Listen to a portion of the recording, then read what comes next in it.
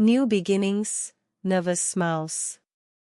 The archway, Northwood College boldly carved above, cast a gothic shadow, a heavy promise hanging in the thick August air.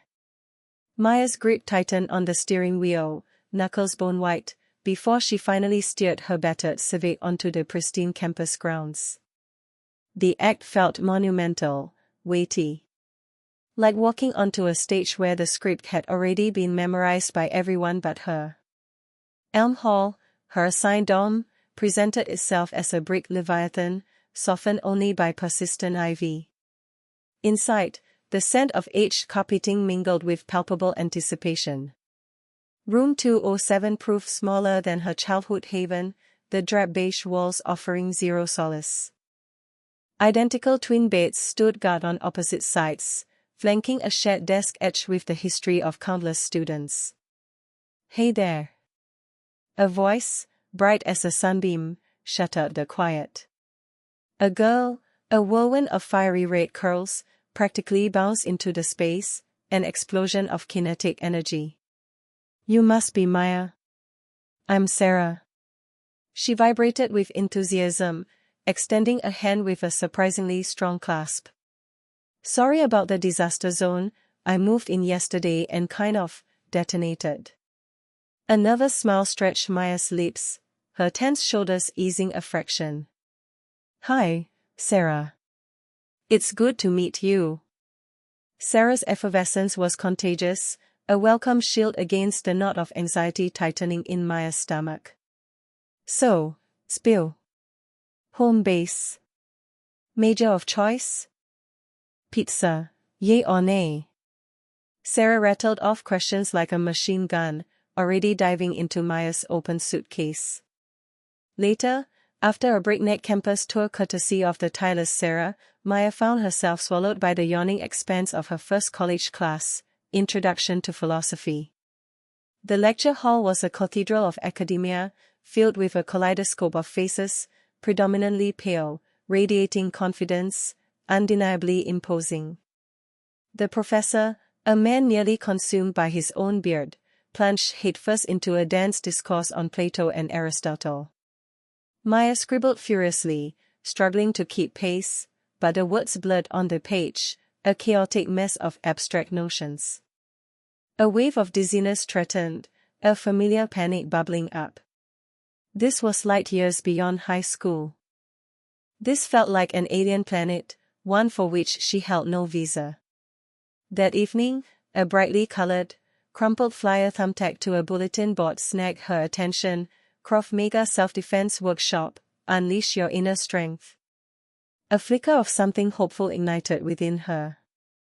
Perhaps, just perhaps, she could discover her footing here, not just within the hallowed halls of academia, but in an arena that fostered strength, resilience, capability. Something to remind her that she wasn't as insignificant, as invisible, as she currently felt. The quarterback's game. The cafeteria buzzed, a hive of lunchtime chatter and clanging trays. Chad, king of the campus quarterbacks, leaned back in his chair, a smirk playing on his lips. Liam, ever the sycophant, snorted with laughter at something Mark had just said. "Seriously, though," Chad said, his voice cutting through the noise. "Did you see the way she was looking at me in history? Total deer in headlights." Mark, a beefy linebacker, flexed his biceps. "Easy pickings, man. She probably thinks you're, like, a god." Liam nodded vigorously.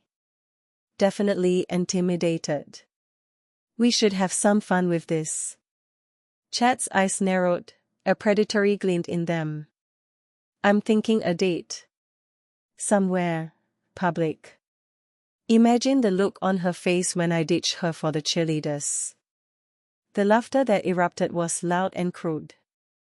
Later that afternoon, Chad found Maya in the library, surrounded by towering stacks of books. The scent of old paper and dust hung heavy in the air. He approached her, flashing his most charming smile. "Hey, Maya, right? I'm Chad." She looked up, startled, her eyes widening slightly behind her glasses. "Hi," she mumbled, a faint blush creeping up her neck. "Listen," Chet continued smoothly, leaning against a nearby bookshelf. "I was wondering if you're free this Saturday. I know this great little pizza place downtown. Casual, you know." Maya's fingers tightened around her textbook. A date with Chet. The thought sent a flutter of nervous excitement through her. He was everything she wasn't: confident, popular, effortlessly cool. "Saturday," she repeated, her voice barely above a whisper. "Yeah, I think I'm free." Chet grinned, his victory already tasted sweet. "Great. I'll pick you up at 7. He winked, then sauntered away, leaving Maya staring after him, a confusing mix of elation and apprehension swirling within her. The library suddenly felt colder, the weight of the books around her more oppressive. She didn't know why, but a shiver ran down her spine. A friend's warning. Sarah watched from across the student union as Chet leaned in close to Maya, his hand lingering a bit too long on her arm. Maya laughed, a bright, tinkling sound that didn't quite reach her eyes. A knot tightened in Sarah's stomach. Chet. He was like a particularly persistent rash, always popping up where he wasn't wanted. She grabbed her coffee and threaded her way through the crowded tables, a rehearsed casualness in her stride. "Hey, Maya. Mind if I join you?" Maya's smile widened genuinely this time. "Hey, Sarah. Not at all. Chet was just telling me about the history club." Chet gave Sarah a tight smile that didn't fool her for a second. "Sarah. Always a pleasure." His eyes held a glint that promised anything but. Sarah pulled up a chair. "History club, huh? Sounds riveting." She turned to Maya, her voice softening. "Listen, Maya, could I steal you for a sec? I wanted to ask you about Professor Davies' lecture." Maya looked between them, a flicker of confusion in her eyes. "Sure." Once they were a safe distance away, near the bustling bookstore, Sarah spoke quickly. "Look, I don't want to be that girl, but you should be careful around Chet. He's got a reputation." Maya frowned. "Reputation? What do you mean?" Well, he's not exactly known for his respect for women. There were some incidents last semester, girls feeling pressured, things said that weren't okay. He's charming, I'll give him that, but it's usually a means to an end." Sarah felt a wave of nausea remembering whispers of past victims. Maya crossed her arms. "I appreciate the warning, Sarah, I really do. But I think I can handle myself." "Maybe you're misjudging him. He seems nice enough." "He seems that way. Trust me, Maya. Just be careful. Don't let him rush you into anything." Maya sighed. "I will. I promise. But I also believe in giving people a chance. Maybe he's changed." She managed a small smile.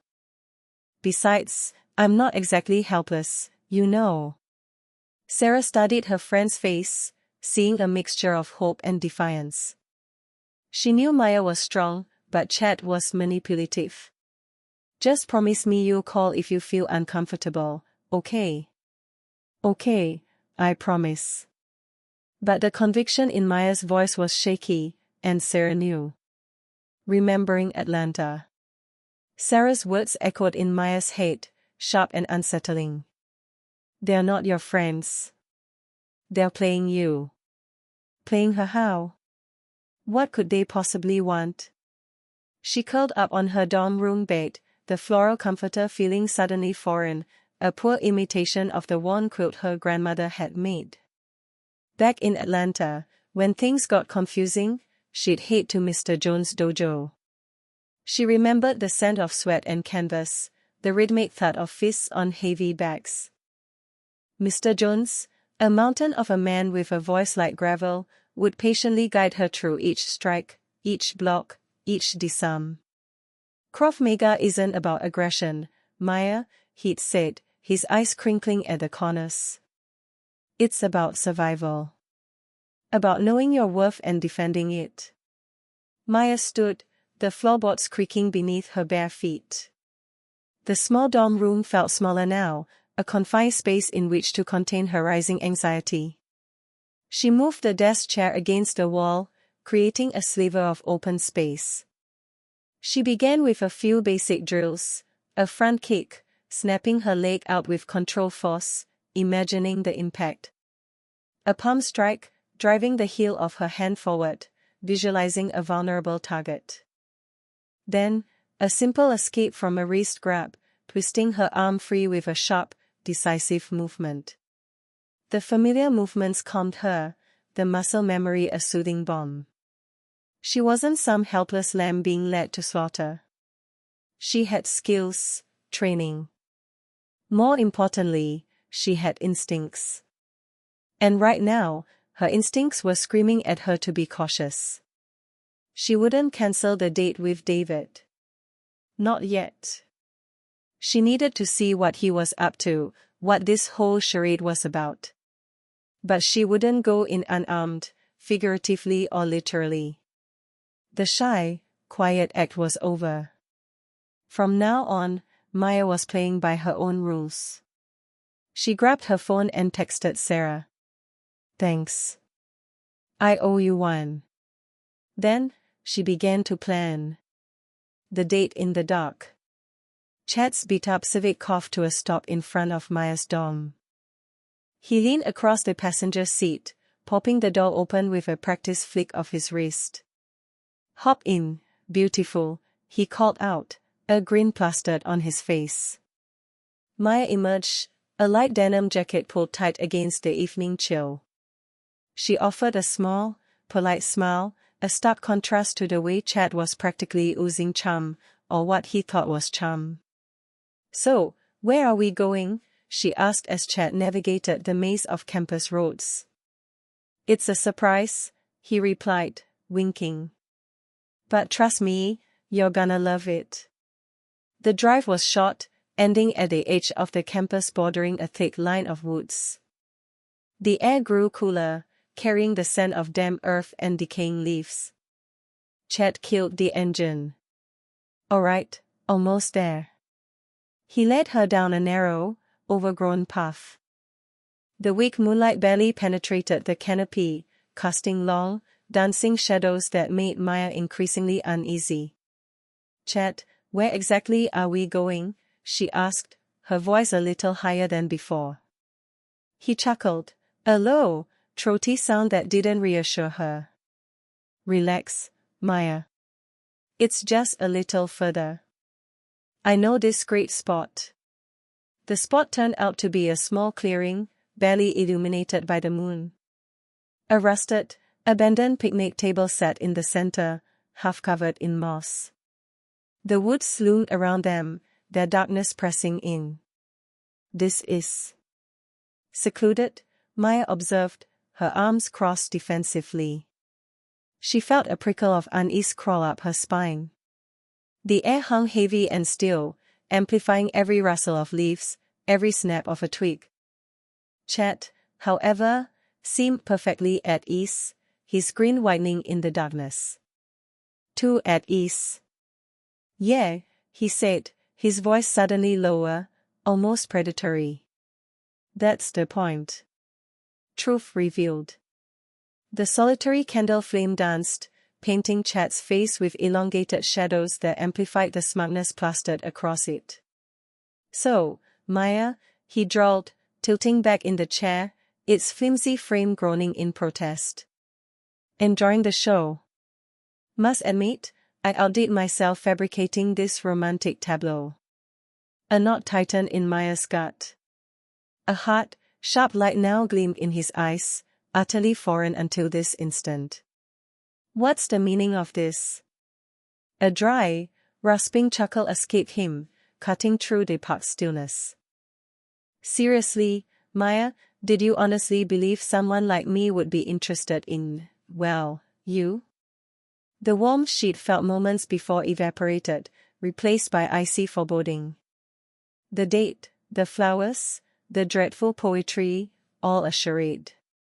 Chet flicked a finger, and from the shadows of the bordering shrubbery, a gaggle of figures materialized, their stifled giggles echoing in the night.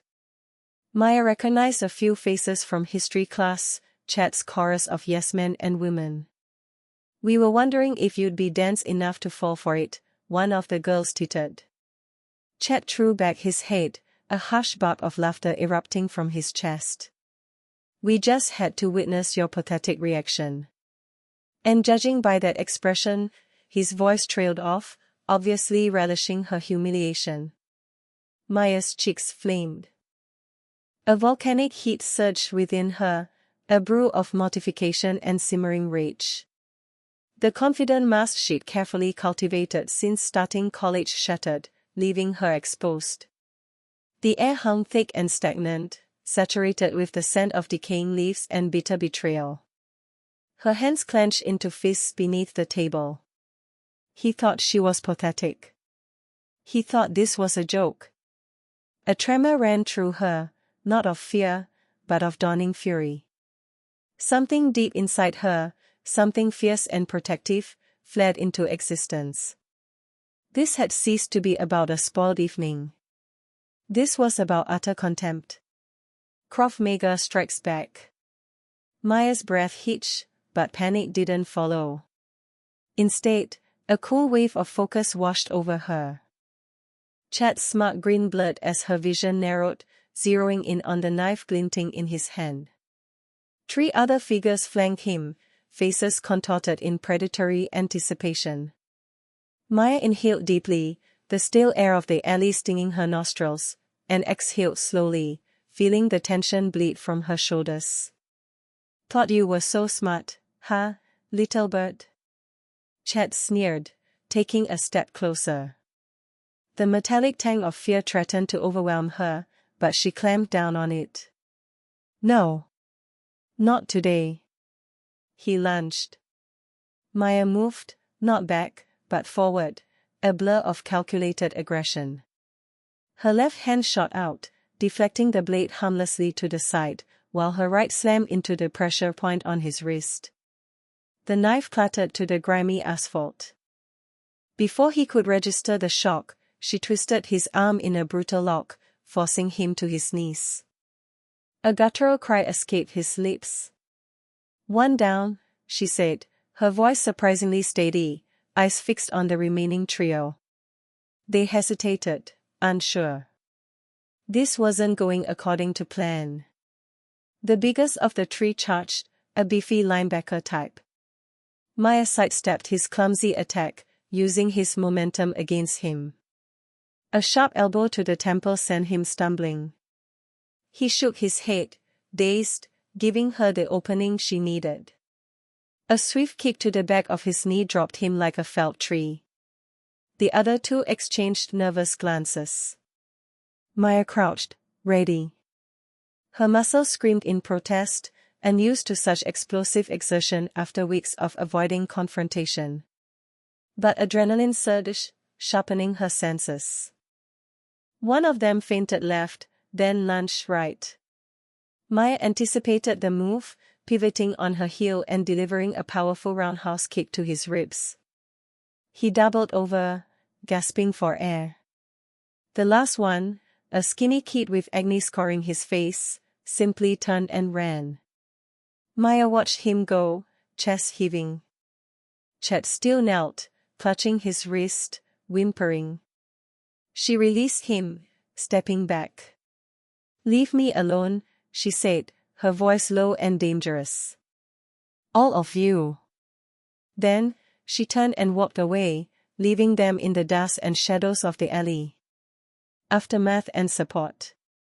Chet scrambled to his feet, a hand instinctively reaching for his jaw. It throbbed.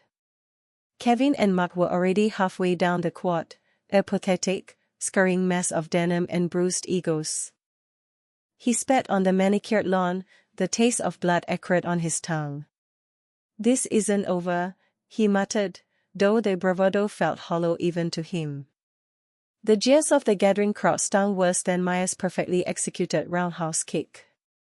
He turned and fled, joining his retreating comrades. The world swam back into focus for Maya. Shame walked with a fierce sense of vindication. She straightened her dress, noticing the small tear near the hem. A shadow fell across her, and she tensed, ready to fight again. "Maya." Sarah's voice was a bomb. Recognition softened Maya's features. "Sarah." "Oh, thank God." Sarah knelt, taking Maya's trembling hands in hers. "Are you hurt? What happened?" Her gaze swept over the dispersing onlookers. Hot tears pricked Maya's eyes. She recounted the evening, the fake profile, the orchestrated chance encounter, and finally, the ambush. I didn't know what else to do," she finished, her voice barely a whisper. Sarah squeezed her hands.